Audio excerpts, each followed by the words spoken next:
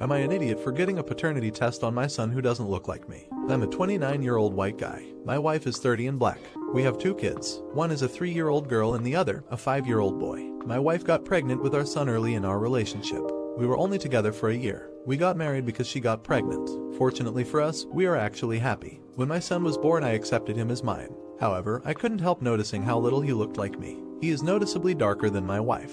He doesn't look half white. My family and friends have asked if I'm sure he's mine. I had doubts, but I initially decided to trust my wife. I loved my son regardless. When our son was 2, my wife had our daughter. I had no doubt she's mine. She looks just like me. She even has my blue eyes. I never realized how powerful it is to know a child is yours. I bonded with her easier because there wasn't the question of paternity dangling over our heads. My family bonded with her faster too. Her resemblance to me convinced me that my son is not mine. I tried to always treat them equally as I see them both as my children. But I realized I was beginning to resent my son. It felt unfair that I had to care for someone else's child. I also began to resent my wife because I felt she had betrayed me. I finally got a paternity test in secret. I was relieved to learn that my son is in fact mine. Genetics are weird. Anyways, that was 4 months ago and my relationship with my wife and son improved dramatically. I feel much closer to him now that I know he's mine. My wife and I have been so happy that we were talking about a 3rd child. I confessed to my wife that I got a paternity test. I hated keeping the secret and I thought she would understand given how much he doesn't look like me. She flipped out. She asked me if I ever doubted our daughter, and when I said no, she called me racist. It's not true. I didn't prefer my daughter because of her whiter features. I just knew she was mine.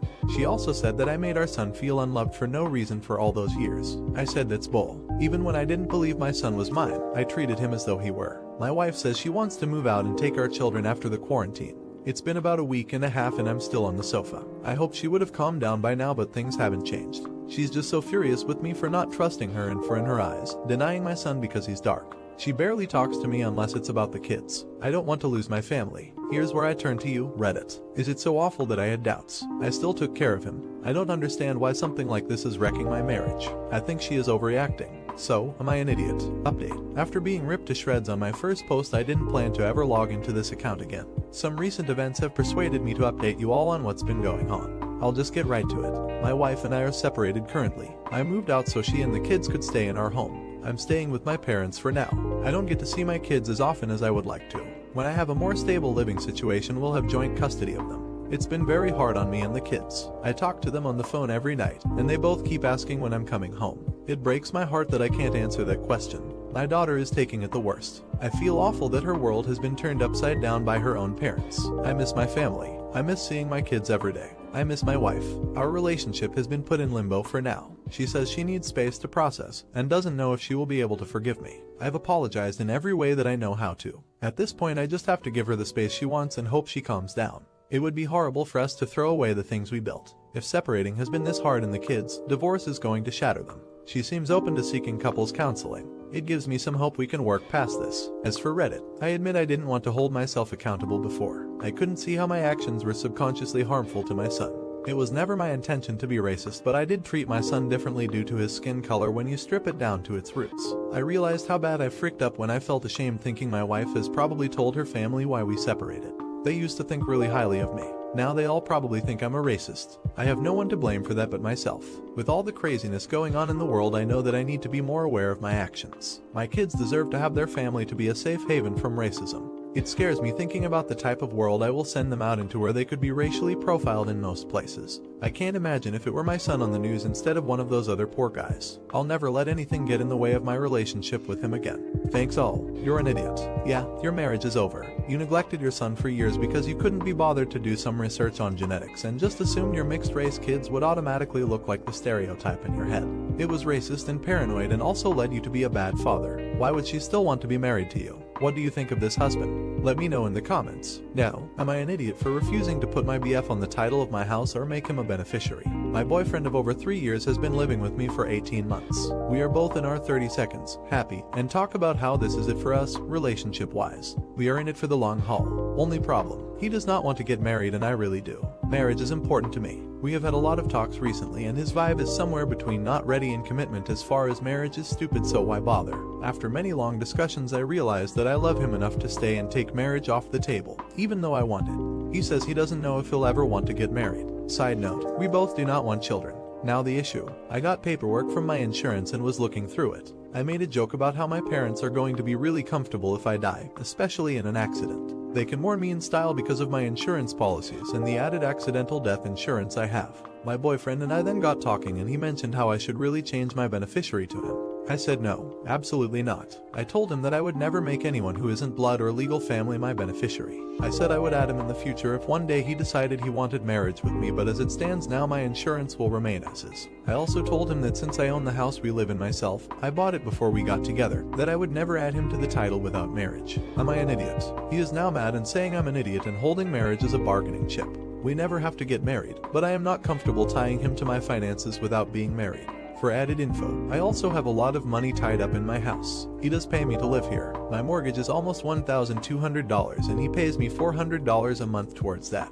I also have a lot of money invested in my house. When I bought it I used $42,000 that I saved for the down payment. That was all my money and is now equity in the house that he had no part of. I listened to a lot of your feedback and talked to my BF after my post. He seemed weird in our talk. He's been weird a lot lately, but I have been excusing it. He told me that he said to put him on as an insurance beneficiary partially as a joke, but then when I went off on my tangent, including offering up that he'll never go on my house title either even though he never mentioned it, that he got offended and reacted poorly. He said he really did think I was going off about all that in retaliation for his no to marriage talk, so he was left with a bitter taste. Which, I get. I can be more forceful than I realize and I am naturally passive aggressive.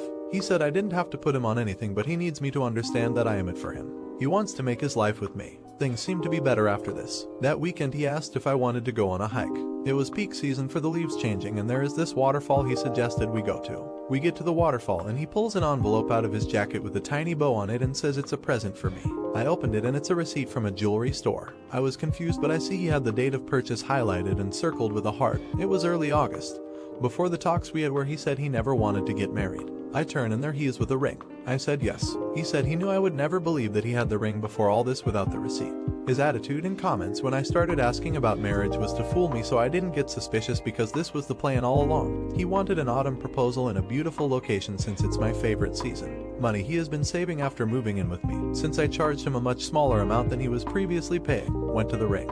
He saved money for over a year because he knew when he moved in with me that he was going to eventually ask me to marry him. So honestly this is the best case scenario. We talked after too. When we get married we will add each other as beneficiaries on our insurance policies. And we decided there's no need to put him on my title even after we get married. I really appreciate everyone's comments on that last post. I read all of them and most people were genuinely concerned and offered wonderful advice and support. Not an idiot. Oh man, what a bumbling way to hide a proposal. This will make a great story down the line though, and I bet you two will laugh about it quite a bit. Glad it worked out. Not an idiot. Congratulations. But I really wish he had realized that you can surprise someone with an engagement without forcing them to go through the emotional toll of thinking their partner is anti-marriage. He could have told you he was open to marriage but wasn't ready yet, and still surprised you. He really created a lot of unnecessary drama and angst with his approach. Do you think all that setup was worth it? Let me know in the comments. Now, am I an idiot for kicking a girl out of my bridal party because of how sensitive she was being towards my ideas for dresses? I feel like I'm gonna get a lot of hate for this, but I had to post it anyway. I'm getting married soon, female 28, and one of the most exciting parts of the wedding for me are the bridesmaids and the dresses. I don't consider myself to be a bridezilla, but on my special day, I want everything to be as perfect and coordinated as it could possibly be. So about a week ago I decided to invite my bridesmaids over so we could discuss dresses and stuff. Let's call the bridesmaid I had the issue with Joy. Before they came over I already had a nice dress in mind. The dress was burgundy, form-fitting, cut a little above the knees, and had one shoulder strap. I thought it was gorgeous and very feminine for women our age, but Joy and a couple of other girls weren't exactly comfortable, mostly because it was form-fitting, so I let it slide. I really wanted a dress that all of the bridesmaids would love and feel comfortable in, but they had to be the same. So the next dress was still burgundy, but it touched the floor, no slit, and it had spaghetti straps. Everybody loved the dress except for Joy, who claimed that she didn't want to wear the dress because she's insecure about her shoulders. Fair enough. At this point I knew that Joy was going to be difficult to work with, but I kept going because again, I wanted to be accommodating. I think we went through 5 or 6 more dresses before the last one. The dresses that I showed the bridesmaids were modest IMO and little things were what made Joy not want to wear them. The complaints she had were always something small like I don't like how the dress shows the shoes, then my toes would be out or my hair isn't long enough to complement those sleeves. Yes, I'm 100% serious. So the last dress I showed them was a floor-length burgundy dress, loose, had beautiful long sleeves, and the only thing that was keeping it from not being a burgundy maxi dress with long sleeves was the fact that there was a slit that came up to below the knee. It honestly was one of my least favorite dresses out of the ones I chose, but I wanted to try to be accommodating. Again, everyone seemed to agree with the dress except for Joy, who claimed that the slit was a little too provocative for her taste.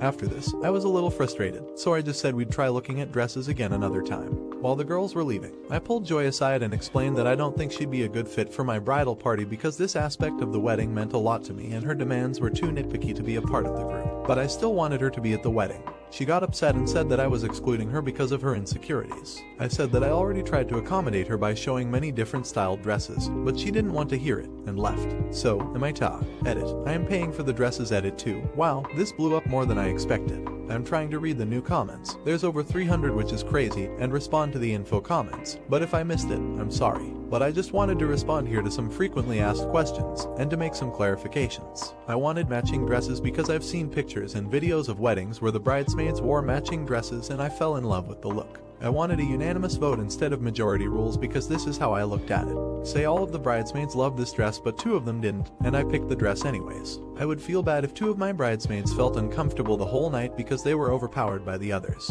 Joy is one of my friends from college. Yes, we're not the closest like best friends, but I still appreciate her, which is why I asked her to be a part of the bridal party. Just to put this out there, my bridesmaids aren't the same, but there's no striking difference that would make me say, wow, these girls can't pull off the same dress. What I mean by that is that I don't have overly tall girls, overly skinny girls, girls with boobs that can't support a certain dress because they're too big, you get the rest. Also wanted to put this out there, I didn't choose my bridesmaids because of their body type to match my same dress aesthetic. Just saying that because I feel like someone would accuse me of it. That's just how it was. Edit 3. Oh, I forgot to add in something addressing the shawls. I did kind of bring this up while we were looking at dresses, but there were 2 issues with Joy. The first one was that she would veto the dresses, no matter what. The second one is that some of her issues didn't even have to deal with anything a shawl would fix. For example, she had a problem with slits, no matter how small, as we saw with the last dress. She would also not care about the shawl and veto the dress entirely. Update. So after reading a ton of your comments, I decided to call Joy and invite her over to talk. Luckily, she said yes. By the way, before this, she didn't say she didn't want to be at my wedding, so she was still planning on becoming a guest, and I apologized for kicking her out with no warning. But I laid out my frustrations. She apologized for being really picky about the dress and realized that the attention wasn't going to be on her and it wasn't her day, so it wasn't really appropriate for her to get upset over fine details on a dress. She also revealed to me that this was going to be her first time being a bridesmaid. She doesn't usually wear dresses, she's more of a leggings and sweatshirt type of girl. I took some of your guys' advice again and asked Joy to show me a couple of dresses online she would be comfortable with. It didn't matter what color, I just wanted to see her style, and she searched for about 10 minutes and couldn't find one that she loved. She kind of looked bummed and a little apologetic, so I came up with a plan. The official dress shopping day for the bridesmaids was the next day, and I invited Joy to go with us to get a feel for the dresses, to see if she would be comfortable. She agreed, so the next day, my girls and I met up at a dress place, tried on a couple of dresses, and Joy didn't really like them, even though my other bridesmaids did. Finally, we tried on the 4th dress, which was the one. The girls fell in love with it, and I looked at Joy and she was staring at herself in the mirror, but she had a smile on her face. I came up to her and told her again I didn't mind if she wore a shawl or cover-up for some moments, and she nodded and smiled again. Actually, one of my bridesmaids, who didn't really know about the situation, came up to Joy and told her how gorgeous she looked in the dress. I'm not gonna lie, I shed a couple of tears because they all looked so beautiful. So we found a dress that was matching and all the girls were happy with it, and Joy is back in the bridal party. Hope that this was a happy ending that everyone enjoyed. Now for me, I have to go to plan other parts of the wedding with my fiancé. Not an idiot. This is the kind of conflict resolution that makes the world a better place. There are too many stories where nothing is resolved because one is too keen on their justified action. Just because one person is acting unreasonable for a moment doesn't mean that the situation cannot improve. It's great to hear a peaceful ending. Am I an idiot for asking my grieving husband if he has feelings for his best friend? I, 27 female, and my husband, 29, male, is kind, funny and handsome. Let's call him A. So he's always been quite popular. We usually hang out with the same 10-15 people he's close with. But 6 years ago, he met a guy his age, B, at a work conference with various companies. Said guy was extremely smart, cute, a bit more reserved but still just as lovable. They immediately hit it off and after a year, even started calling themselves soulmates. Soon enough it was a given in our group that my husband and his newfound best friend wouldn't usually do an activity without each other. B would often stop by our place as well, and our kids, male 6 and female 4, and I enjoyed his visits because he was such a sweetheart. Unfortunately, just 3 years ago B died in a serious accident because of a drunk driver. Our family was obviously crushed by the news. I gave my husband the space he needed and offered him all the help and support I could give, but I started to worry after the first year. Then, I got frustrated after the second year. Now, it's the third year and I'm going crazy because it just doesn't seem normal to me. He's always been a doting father, but he hasn't played with our kids more than once during those 3 years. I often see him spacing out and looking, holding things that belong to be. He wakes up in the middle of the night and leaves the bedroom to cry. I feel like he doesn't see me, or more importantly, our kids, anymore, like everything stopped mattering. And while he keeps working the same hours, I've been told by one of his closest friends, who works at the company, that the quality of his work constantly deteriorates. I assumed that maybe the issue runs deeper than I'd thought and asked him if he'd be ready to go to therapy, but nada. Soon after we had dinner while the kids were at his sister's, she lives next door, and he gave me attention, which I appreciated. But while we were kissing, he broke down and shut himself in our bedroom, while constantly apologizing. The day after, I sat him down and asked him seriously if it's possible that he's had romantic feelings for B. He went off on me, said I was out of line, that I'm ridiculous for being jealous of his best friend who's forever gone, that I should know he's straight and that he's disappointed in me. I feel like I deserve to express my concerns after such a long time, but a lot of our friends, who know how sensible the situation is and how devastated my husband is, think I should have never said something that intrusive and speculative. They've called me an idiot for doing this to him. So am I the idiot for saying such a thing to my husband, considering all that's happened? Update. So, as you all suggested, I sat my husband down and asked if he was okay, if he had the time and mental space to talk to me, etc. I apologized for what I implied, said it was inappropriate, irrelevant, and it wasn't my place to say anything on his relationship with B, but then he broke down, to my confusion, and started apologizing to me. Said he'd the idea of feelings for B, that I'm not delusional and stupid, that he's just been gaslighting me. I disagree. Not going to give all the details, but hubby found out after B's death that B had feelings for him, and it turned out to be mutual, to his shock. He said the sudden loss and what he realized basically made him go into a very dark place where he felt unworthy of everyone, including his children. B and I, he needed to talk about it, but was terrified of losing us. Knowing my husband, I kind of saw it coming and regret that he's only confessed to it now, because I never would have resented him for loving someone. And B's gone. It's just a lot of heartbreak for everyone. So, I insisted on therapy again and my husband agreed. And he's okay, thankfully. He did have way too much on his plate, but he's already faring much better now that he's finally opened up. I wouldn't blame anyone for being trapped in a cycle of self-hate after all of this. He also mentioned his parents' deaths too, very briefly. This all felt liberating because we finally came back to our previous home, where we'd share and discuss everything freely. One surprise though, is that I ended up being diagnosed. I am depressed. TBH. I'm still puzzled because I come from a traditional Asian family where depression is a myth. But I guess I'd never questioned myself because I was just always too busy to. Parents abandoned me when I was 5, became a barrister at 21, worked 80 hours a week, taking care of my kids, charity work. You know what's the funniest part? I'm extremely lazy. Every second I fight the urge to lie down somewhere and sleep forever. I have these random moments where I question the relevance of it all, but they all seem insignificant in light of everything I could lose. I'm okay. I never felt like reaching a breaking point. My husband has been feeling guilty, so I slapped some sense into him and told him I'm not cancerous. We also had a talk with the kids. My oldest has been radiant since then. Youngest also likes to follow my husband around like a baby chick now. I've become an in-house counsel, so twice as less work hours, which is really cool too, haha. Yeah, a lot of changes, but none of them feel overwhelming. Life might be a witch-esque now, but I feel grateful. Yes, I sound like a cheesy moron, not an idiot. But just a quick remark, kinda unrelated to your story, but I see you called yourself lazy after talking about working 80 hours a week. Girl, everyone would have to fight the urge to lie down and do nothing if they worked that much. On top of that, the fact that you choose to work and not lie down, even if you feel you have no choice, lots of shitty parents show you do, makes you a not lazy person. On top of that, why are you so hard on yourself? You don't deserve that. You've been through a lot and apparently even fully functioning and raising your kids basically alone for the past 3 years, successfully, while being depressed. Which is a very tough thing to be going through. Very. Would you tell any of your friends or children or even neighbors or people you don't like to be lazy because they want to lie down?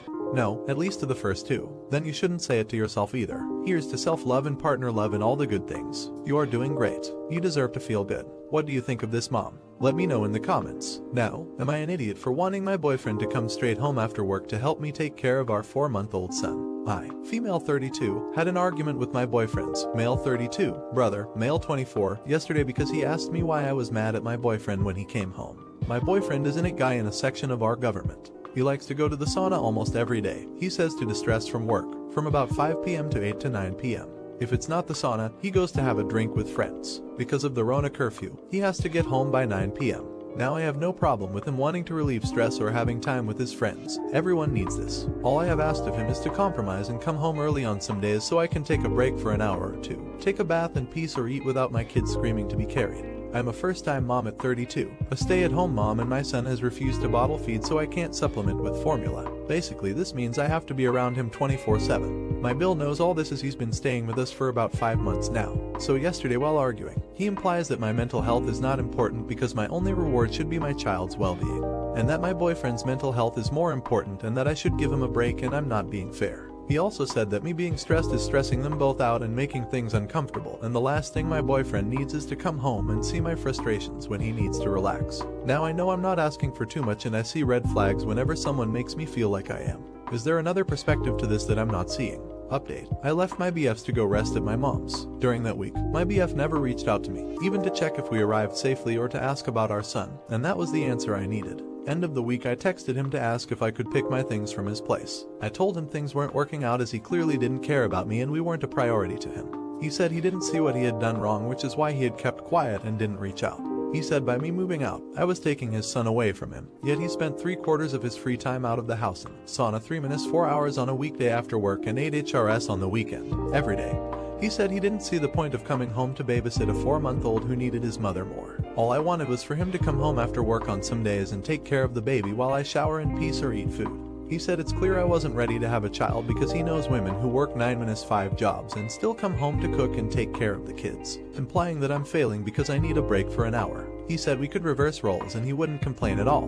When I told him he should be bonding with the baby, he said he'll take over when he's a toddler and easier to handle, and that kids can be bribed with money and trips and they'll be your best friend. I did not make the decision to end this just because of this issue. It was a combination of all red flags. But to be honest, this was the last straw. I was running on fumes, exhausted physically and mentally, and I was asking him to help me, but he decided, without talking to me about it, that I didn't need a break. I believe he wants to live his life as a single man but enjoy the benefits of a relationship, sex, companionship, good housekeeping and food when he comes home. That's not how a relationship works. For a while he made me feel like what I was asking for was too much, and that I was crazy for asking for a little consideration, like I wasn't worth fighting for. I felt it was wrong, and talking to you guys here on Reddit strengthened my resolve. We are now officially exes, and to be honest, I don't feel like it's a loss. I only feel stupid that I chose this person and I'm tied to him for the rest of my life, and now my child is the one that suffers from my choice and not having a good father around him every day. Thank you everyone for your encouraging comments and messages. You made me feel much better about everything and like I wasn't alone. Y'all are awesome. Not an idiot. I love it when the other partner thinks staying home with an infant is easy. They have zero clue. You are better off without him. Not an idiot. As a man, reading this really frustrates me. Babies are not just a woman's responsibility just because they can feed them naturally. You'll be absolutely shattered, and like you said, just an hour to yourself to clean yourself up makes all the difference. Is it fine for him to have the stimulation of work and seeing multiple people whilst you're just left at home on your own? But don't worry though, you only have to wait 2 years and then he will start pulling his weight and looking after your toddler. Great. Do you think this mother is in the wrong?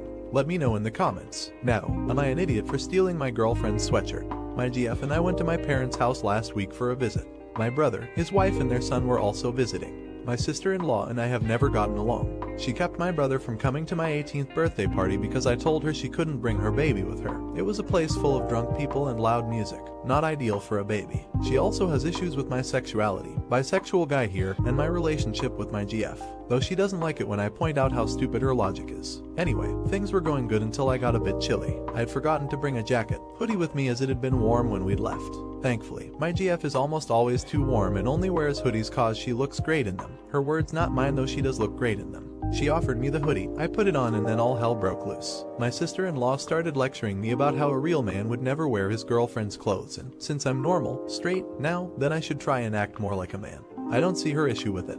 My GF is taller than I am, so her already baggy hoodies look slightly baggier on me because of how short I am. My GF says she thinks it's cute and I think her hoodies are comfortable. Plus it's not like it's all the time. Anyway, my sister-in-law had her rant about how it's gross and makes me less of a man and how it makes her uncomfortable. She made a few comments about how my nephew could be influenced by my behavior. Anyway, things were tense for a while after that and we left a bit earlier than we'd originally planned to. So fast forward to yesterday. Again, we were all at my parents' house and I'd decided, with my GF's approval, to wear her bright pink school hoodie. I didn't go to the same school as my GF and sister-in-law know that. She recognized the hoodie and went quiet, shooting us dirty looks whenever she could and making snarky comments every now and then. I later got a text from my brother that I made my sister-in-law really uncomfortable and that I'm an idiot for wearing something I knew would upset her. I know it was petty, but I'm a petty witch and I kinda feel like she started it. Anyway, most of my family are on my side, but there are a few who think I'm an idiot for being petty and that I should have just let it go. So Reddit, am I an idiot? To those of you who mentioned wearing a skirt or something to the next gathering, my GF actually loved this idea and picked out a pair of her boots, smaller heels so I don't break my neck, and a gorgeous pink sweater for me to wear. I'm not confident enough for skirts yet. She also suggested makeup. Long story short, if we do go through with it, I may update. Here's the update. So this actually happened a week or two after my original post, but we've had a few unrelated family issues going on and I haven't been able to post. Like a few of you suggested, I did wear my GF's clothes at the next gathering. Nothing major, just some cute high-heeled boots, her pink sweater and a pair of her jeans. She also painted my nails a beautiful shade of pink and helped style my hair. Let's just say, by the end of it I wasn't looking like a stereotypical manly man. Not that there's anything wrong with people that do like more masculine clothes. My GF had also decided to wear jeans and a button-up shirt, just to annoy my sister-in-law. Anyways, we went to my parents and immediately got glares and rude comments from sister-in-law. The comments started about how if I want to be the woman in a relationship so bad then I should just go back to being a FG etc. There were a bunch of comments before this, but she got annoyed when we ignored them in favor of having an intelligent conversation with other family members. That was the comment that really got to my parents though. It was partly the comment and partly the fact that my brother didn't do anything other than laugh. I've told them to stay out of it as my brother has a history of stopping their contact with my nephew over stupid things and they have enough to worry about. I'd been bullied a bit in the past for my sexuality and my brother never stood by me. To him it was my own fault. If I didn't want to be bullied then I should have stayed in the closet.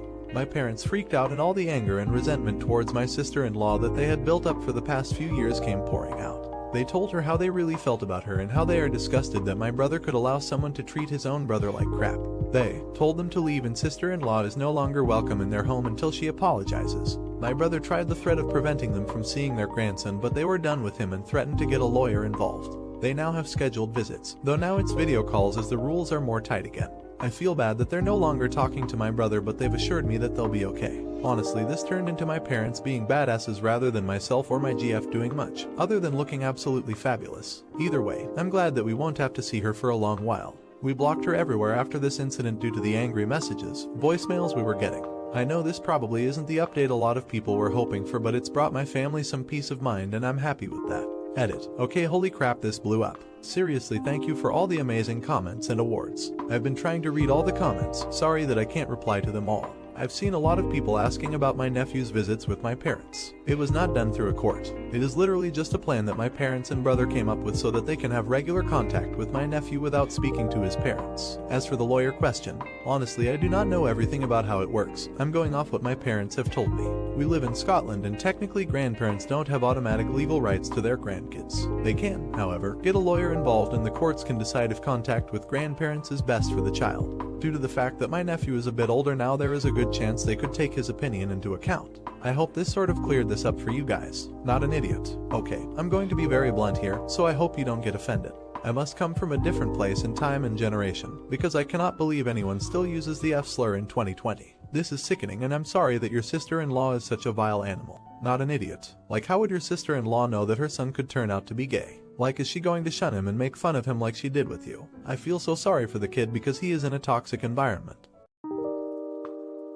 Am I an idiot for telling my fiancé his best friend cannot be his best man? I know how it sounds. My fiancé, male 29, is an amazing guy, sweet, funny, attractive, and hardworking. I, female 29, was impressed with him from the moment I met him and we've been together 6 years. We are devoted to each other and working toward building our shared life. We each put a percentage of our earnings into 2 funds, one for our wedding, which is a year away, and another for a down payment on a home. We each pay the same percentage, but I pay a much larger amount because I went into a higher income field. We've budgeted it out pretty well. At this rate, we'll have enough to buy a home around the same time as our wedding, as planned. As to the wedding, we both wanted a small one, and my fiancé and I decided to have a destination wedding. We are paying for the entire wedding ourselves. My family's pretty poor, so I've also been saving a portion of my remaining paycheck to be able to pay for all of them to come to the wedding for free. I'm also paying for one of my bridesmaids who went into teaching and doesn't make much. My fiancé wouldn't really have the disposable cash to do that, but his family can afford to pay, somewhat wealthy, and is happy for the vacation. The problem arose last week.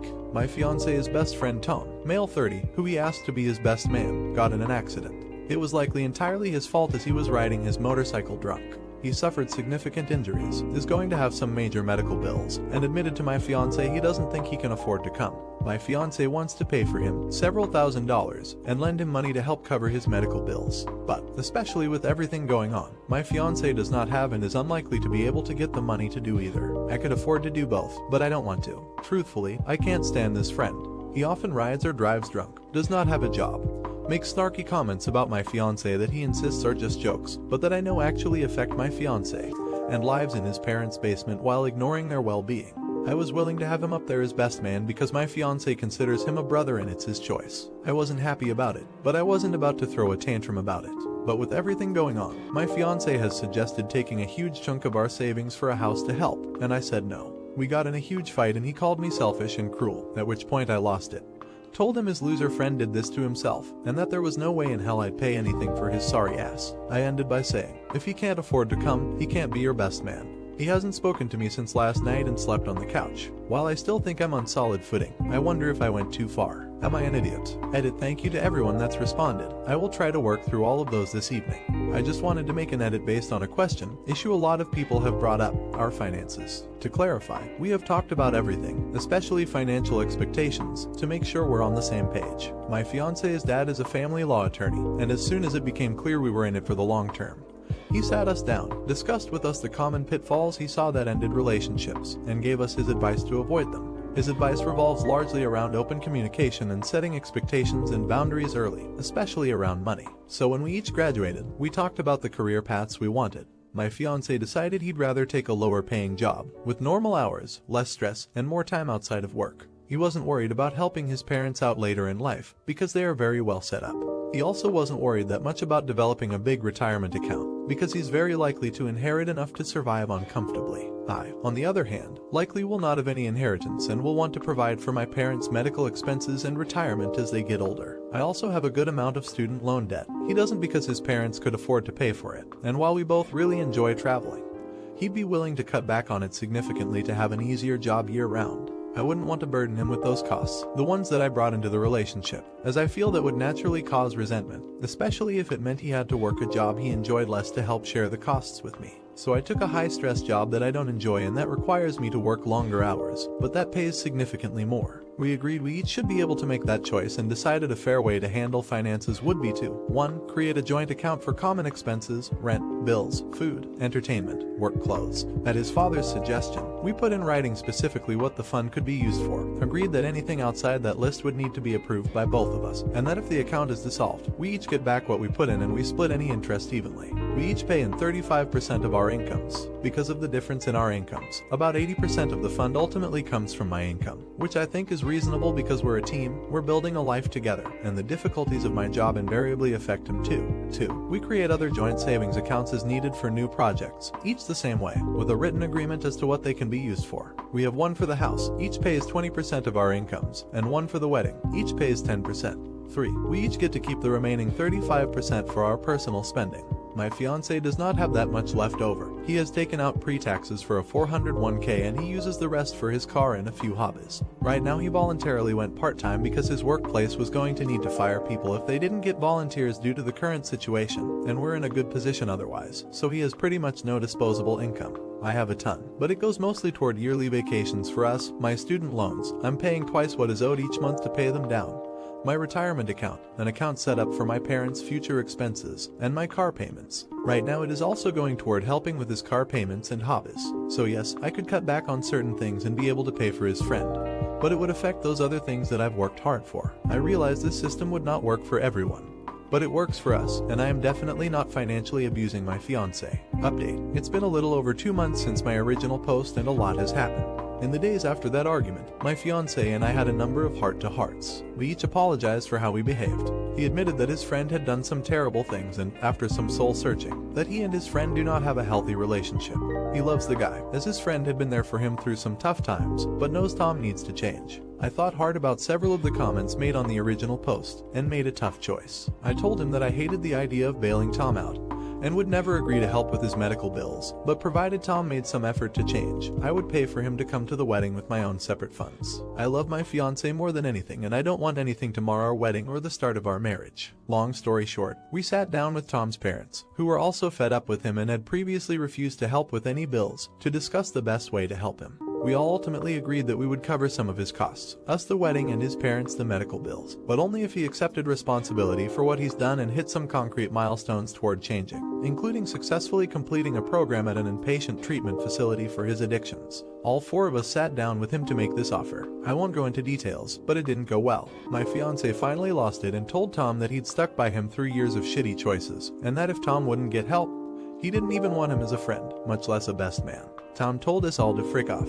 We hadn't seen or heard from him since, and it has been incredibly hard on my fiance. Then, this past weekend, my fiance received a text from Tom. It wasn't long, but thanks for everything he had done for Tom, apologized for everything, and let him know that he was on his way to a treatment facility. He hoped he could stand at my fiance's side at our wedding, like my fiance had always stood at his. My fiance is trying to be cautious, but it clearly meant so much to him, and I know he believes against all odds that his friend will become a better man. I have my doubts, but you know what? I hope he does too. No idiots here. I'm glad he has the support of friends and family. It's literally the difference between night and day. They always say that when you go to court with family, as opposed to without, you have a much better chance of mercy, because when the judge can see you have a support system, your chances of recovery increase tenfold. What would you have done differently? Let me know in the comments. Now, you won't want to miss this next story. Am I an idiot for telling my wife her parents are not allowed to watch our son ever again? My wife and I have a 2-year-old son and have been married for 4 years. Our anniversary was a month ago and we found a nice, secluded cabin on Airbnb and rented it out for a long weekend getaway.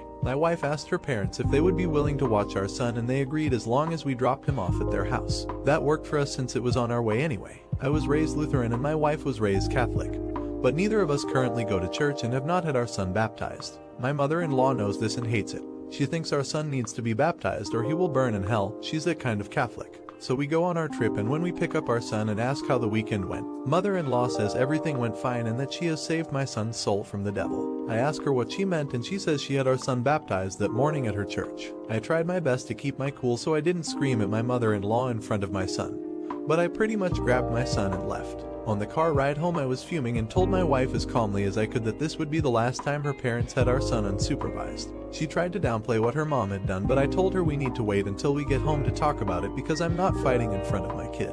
When we got home and had a chance to talk about it, things got heated. I told my wife I no longer trust her parents with our son and that if they did something like this behind our backs I can't trust them to respect our wishes as parents in the future. I said this was a huge breach of trust and I will forever look at her mom differently. She continued to try to defend her mom, saying that she was only doing what she thought was best for her grandson. She even downplayed it by saying that it's just a little water and a few words and we don't go to church anyway, so what does it matter? I told her that under no circumstances will I allow her parents to watch our son by themselves again. I said that we can still let them see their grandson, but only if we are present.